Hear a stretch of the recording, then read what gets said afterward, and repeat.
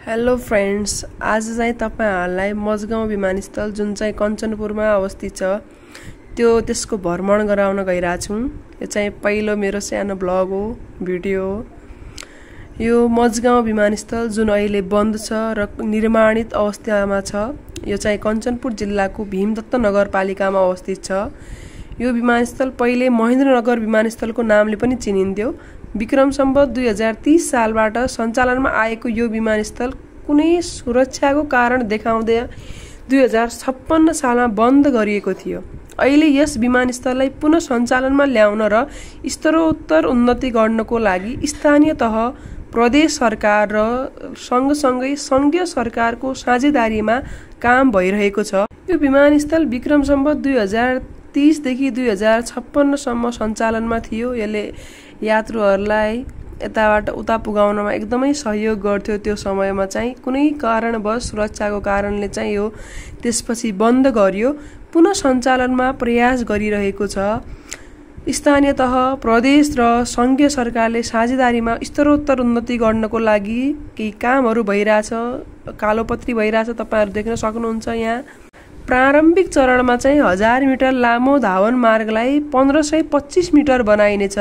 यसको लगानी भीमदत्त नगरपालिकाको 15%, दुधरा चाँदनीको 10%, सुदूरपश्चिम प्रदेश सरकारको 25% र संघीय सरकारको 50% लगानी रहनेछ।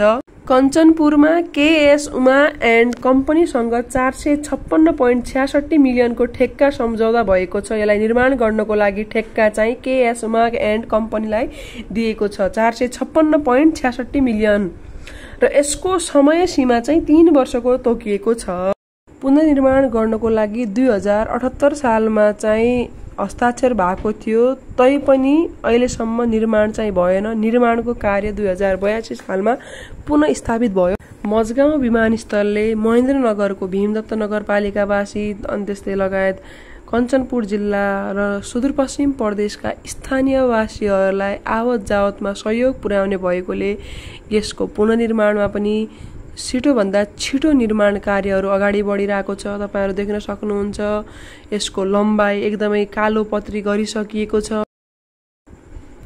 यहाँ चाहिँ नेपाल आर्मीको पनि जमिन थियो। नेपाल आर्मीले फुटबल ग्राउन्ड बनाउनको लागि अब फुटबल ग्राउन्ड बन्ने चाहिँ शुक्लाबाटा राष्ट्रिय निकुञ्जभित्र नेपाल आर्मीको फुटबल ग्राउन्ड बन्छ।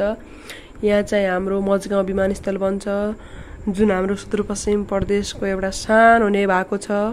महेन्द्रनगर बजारबाट मजगाउँ विमानस्थलसम्म पुग्नको लागि 8 मिनट, जुन चाहिँ हाम्रो डिस्टेन्समा हेर्ने भने 3.7 किलोमिटरको दूरी रहेको छ। महेन्द्रनगरमा अवस्थित एउटा मात्रै विमानस्थल हो, जुन चाहिँ मजगाउँ विमानस्थल हो, जुन चाहिँ बन्द अवस्थामा छ र पुनः निर्माणको कार्य थालनी भइरहेको छ।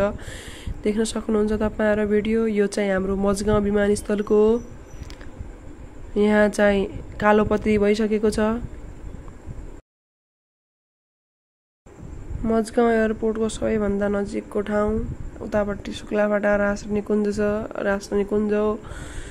अनि यतापट्टि चाहिँ हाम्रो गोब्रिया वासस्थान छ। महेन्द्रनगर बजारबाट सबैभन्दा छिटो ठाउँमा पुगिने मजगाउँ विमानस्थल, जुनमा पुग्नको लागि हाम्रो 8 मिनट लाग्छ। मजगाउँ विमानस्थल प्रसिद्ध हुनुको मुख्य रिजन भनेको, मुख्य कारण भनेको योले सुदूरपश्चिमका हरेक जिल्लाहरूलाई, हरेक ठाउँहरूलाई जोड्ने कार्य गर्छ।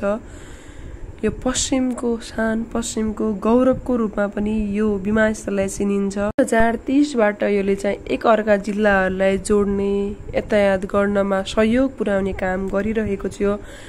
पर्यटकीय क्षेत्रमा पर्यटकको आयातको लागि पनि एकदमै राम्रो भूमिका खेलिरहेको विमानस्थल हो मजगाउँ विमानस्थल, जुन चाहिँ महेन्द्रनगरको भीमदत्त नगरपालिकामा अवस्थित छ। धन्यवाद।